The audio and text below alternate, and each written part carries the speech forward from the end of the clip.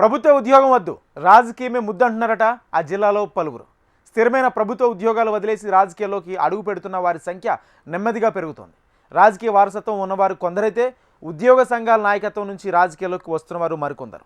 మరి వారిది ప్రజాసేవ చేయాలన్న ఉద్దేశమా, లేక రాజకీయంగా ప్రభావం పెంచుకోవాలన్న ఆలోచనేనా అన్న చర్చ జోరుగా సాగుతోంది. విజయనగరం జిల్లాలో ఒక నిశ్శబ్ద రాజకీయ పరిణామం చోటు చేసుకుంటోంది. స్థిరమైన ప్రభుత్వ ఉద్యోగాలు వదిలేసి రాజకీయాల్లోకి అడుగు పెడుతున్న ఉద్యోగుల సంఖ్య జిల్లాలో ఇటీవలి కాలంలో పెరుగుతోంది.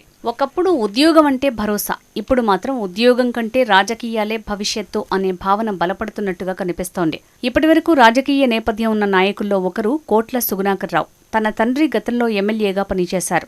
అన్నదమ్ములు కూడా చీపురుపల్లి నియోజకవర్గంలో క్రియాశీల రాజకీయాల్లో కొనసాగుతున్నారు. తండ్రి రాజకీయ వారసత్వాన్ని తానే ముందుకు తీసుకువెళ్లాలనే లక్ష్యంతో సుగుణాకర్ కీలక నిర్ణయం తీసుకున్నారు.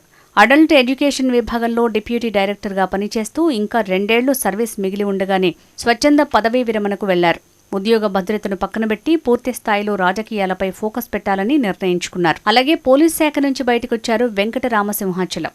పోలీస్ హెడ్ కానిస్టేబుల్గా పనిచేస్తూనే పోలీసు ఉద్యోగుల అసోసియేషన్లో రాష్ట్ర ఉపాధ్యక్షుడిగా చురుకైన పాత్ర పోషించారు. ఇంకా 7 ఏళ్ల నుంచి 8 ఏళ్ల వరకు సర్వీస్ మిగిలి ఉన్నప్పటికీ రాజకీయాలకు ఇదే సరైన సమయమని భావించి స్వచ్ఛంద పదవీ విరమణ తీసుకున్నారు. గజపతి నగరం నియోజకవర్గంలోని దత్తిరాజేరు మండల జెడ్పీటీసీ పదవిపై దృష్టి సారించారు. వెంకటరామ గురించి తోటి ఉద్యోగులు చెప్పే మాట ఒక్కటే, ఉద్యోగంలో ఎవరు మరణించినా మొదటి దండ వేసేది రామానే అని.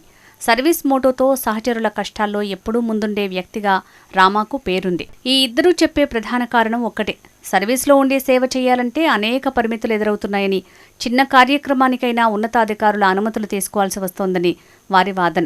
అందుకే ఉద్యోగం వదిలేస్తే స్వేచ్ఛగా ప్రజల మధ్య ఉండి సేవ చేయొచ్చన్న భావనతో ఈ నిర్ణయం తీసుకున్నట్లు చెప్తున్నారు. అయితే వారి పొలిటికల్ ఎంట్రీపై పలు విమర్శలు కూడా వినిపించాయి. ఇది సేవ మాత్రమే కాదు, స్వార్థ ప్రయోజనాలు కూడా ఉండొచ్చని కొందరు అంటున్నారు. ఉద్యోగంలో ఉంటే అన్నింటికీ సమాధానం చెప్పాలి, అదే రాజకీయాల్లోకి వెళ్తే ఇన్ఫ్లుయెన్స్తో వ్యవహారాలు చక్కబెట్టుకోవచ్చు అన్న ఆలోచన కొందరిలో ఉందన్న విమర్శలు కూడా ఉన్నాయి.